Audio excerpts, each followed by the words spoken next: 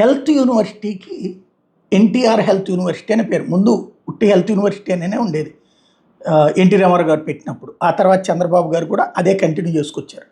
రాజశేఖర రెడ్డి గారు హయాంలో అప్పటికి ఎన్టీఆర్ రామారావు గారికి డాక్టర్ ఎన్టీఆర్ హెల్త్ యూనివర్సిటీ అన్నటువంటి పేరుని దాన్ని యూనివర్సిటీకి పెట్టుకొచ్చారు. ఆ విలువ ఉండాలి అన్నటువంటి ఆయన కూడా విలువ ఇచ్చారు ఎన్టీ రామారావు గారికి. అది కంటిన్యూ అయ్యింది.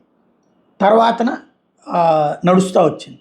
ఆ ఎన్టీఆర్ హెల్త్ యూనివర్సిటీని జగన్ జిల్లాకేమో ఎన్టీఆర్ పేరు పెట్టారు, విజయవాడ జిల్లాకి అంటే జిల్లాలు మార్చినప్పుడు హెల్త్ యూనివర్సిటీ పేరు తీసి వైఎస్ఆర్ పేరు పెట్టారు. నేను అప్పుడు తప్పుపట్టిన వాళ్ళు నేను ఒకటి. ఎందుకంటే రాష్ట్రంలో ఉన్న మెడికల్ కాలేజీలందరినీ ఒగ్గొడుకు కిందకి తీసుకొచ్చినటువంటి ఘనత ఎన్టీ రామారావుది.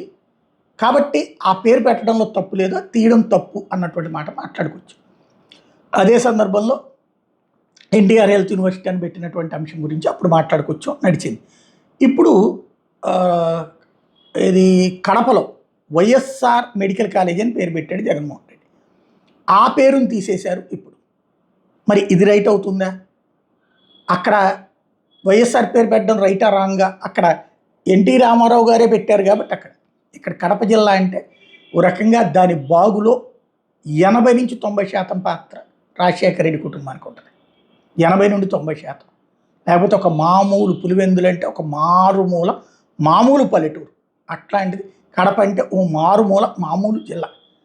అలాంటి దాన్ని ఒక స్టేజ్కి తీసుకురావడం కానీ అక్కడ జరిగిన ప్రతి డెవలప్మెంట్లో 100కి 90%, 80% పాత్రల కుటుంబాన్ని ఉంటుంది. అందులో జగన్ తన పేరు పెట్టుకోలేదు కదా, ఎన్టీ రామారావు గారు కూడా తన పేరు పెట్టుకోలేదు కదా హెల్త్ యూనివర్సిటీ. జగన్ ఇక్కడ ఇది అప్పుడు తర్వాత వచ్చినటువంటి ఇది తర్వాత కాలంలో పెట్టినటువంటిది ఎన్టీఆర్ హెల్త్ యూనివర్సిటీ అని.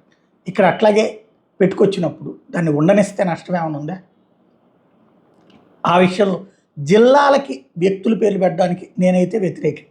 కానీ పొట్టి శ్రీరాములు గారిది, ప్రకాశం పంతులు గారిది అట్లాంటివి పెట్టద్దానని నేను. ఈ తరం నాయకులు పెట్టడం తప్పంట. ఇది ఎన్టీఆర్ జిల్లానో వైఎస్ఆర్ జిల్లానో ఇది సరే పెట్టుకున్నది నేనైతే ఆపలేను కదా. బట్ ఈ విషయంలో ఆలోచించాల్సిందైతే ఎందుకు అట్లా చేయడం కరెక్టేనా అన్నది.